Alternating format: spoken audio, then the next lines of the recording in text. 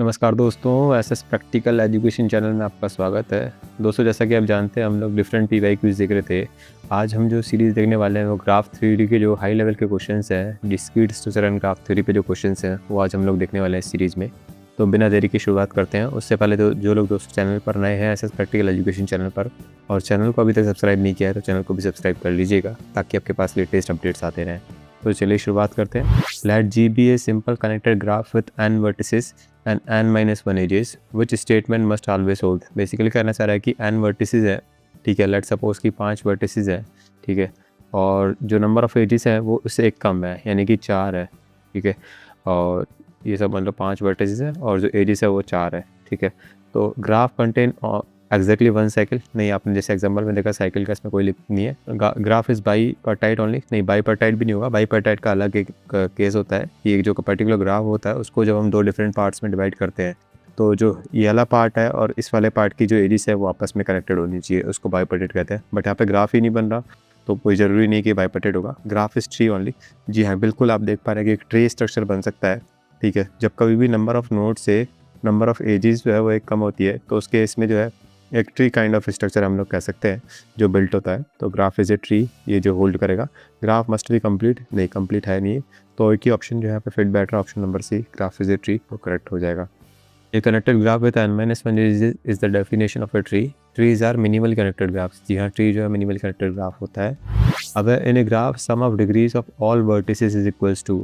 Basically दोस्तों ये भी काफ़ी अच्छा क्वेश्चन है कि डिग्री क्या होता है, पहले तो आपको पता होना चाहिए, ठीक है, और फिर उसका सम करना है तो वो कितना होगा। लेट सपोज मेरे पास एक ग्राफ है, ठीक है। लेट्स अज्यूम कि ये कोई ग्राफ है, ठीक है, और ये एक ग्राफ है और मान लो एक ये नोड यहाँ पे भी है इसमें, ठीक है।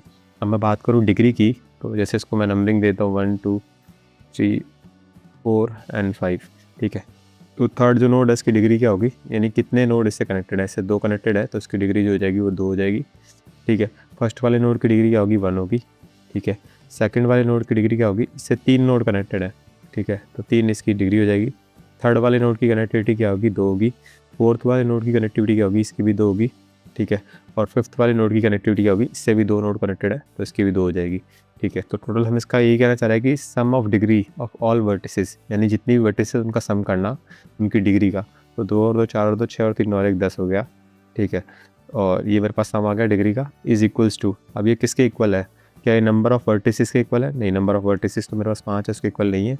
नंबर ऑफ एजिस के भी इक्वल नहीं है। और twice the number of edges, जी हाँ, जितने नंबर ऑफ एजिस है उसका जस्ट डबल है क्या, यानी नंबर ऑफ एजिस मेरे पास 5 है तो इसका जस्ट डबल यानी कि 10 है।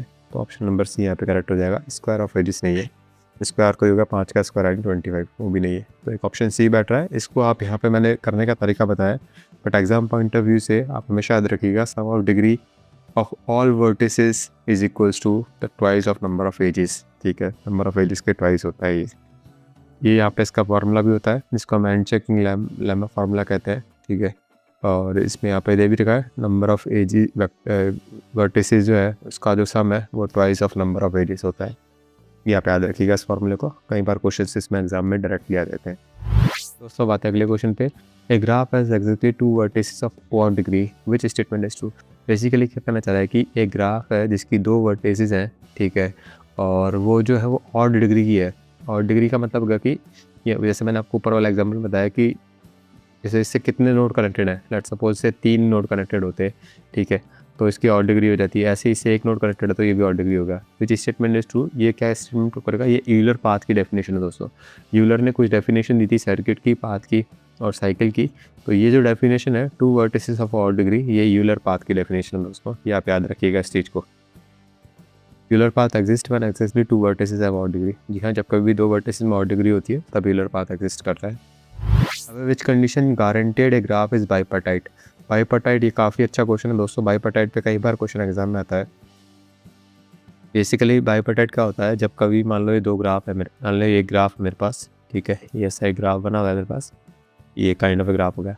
अब मैं इसको बाईपर्टाइट कर रहा हूँ, यानी कि मैं इसको कलर चेंज कर देता हूँ ताकि आपको समझ में आ जाए। देखिए दोस्तों ये ग्राफ है।